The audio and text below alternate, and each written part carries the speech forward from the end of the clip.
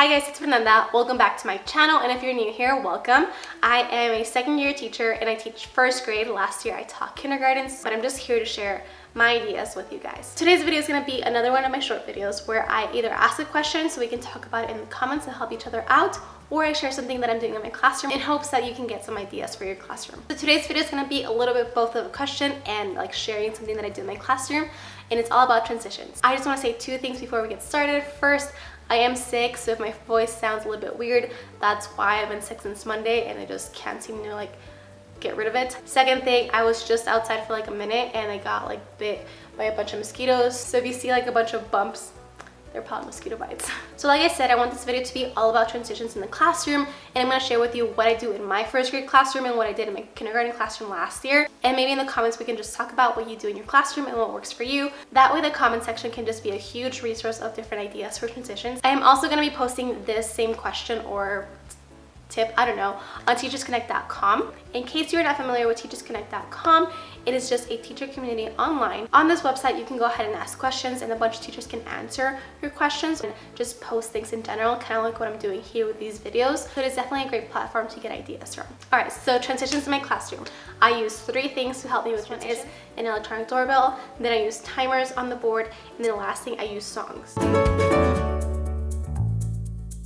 The doorbell that I use in my classroom is this one right here, and I got it off of Amazon, and it was under $10 when I bought it. I really like this doorbell because it has a ton of different sounds that you can choose from, and you can also control how loud it is. When I press the doorbell in my classroom, my students are expected to freeze where they are, put their hands up overhead or up in the air, and then look at me. The reason I have students raise their hands up in the air when they hear the doorbell or put them up in their head is to really encourage them to really stop what they're doing and look at me, because otherwise, I found this out the hard way, at least this year, they'll just keep doing what they're doing. They'll freeze, but they'll keep doing what they're doing. But if they have their hands above their head, then they can't really do that. So like I said, I'll press the doorbell when I have to get my students' attention, and that means anything from let's get ready for lunch, or whose backpack is this on the floor, pretty much anything.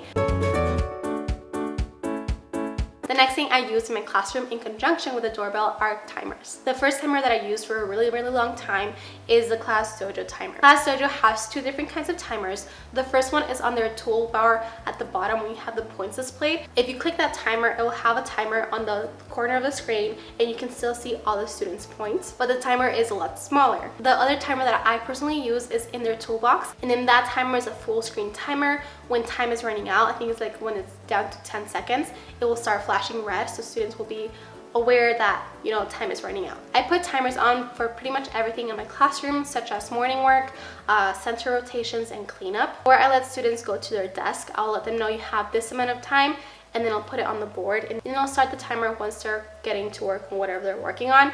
That way students are aware of how much time they have, and it also helps them a lot with time management. So basically, timers are used in my classroom for when students are working.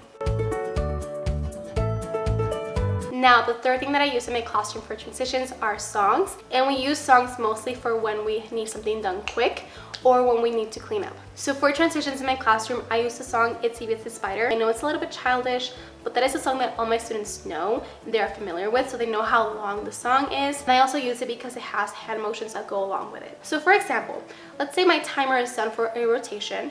I'll press the doorbell, tell them that they have 2 songs to clean up, and I'll play the song Itsy Bitsy Spider twice. I actually have it on my phone as a playlist, and I have it, can you see kind of a little bit?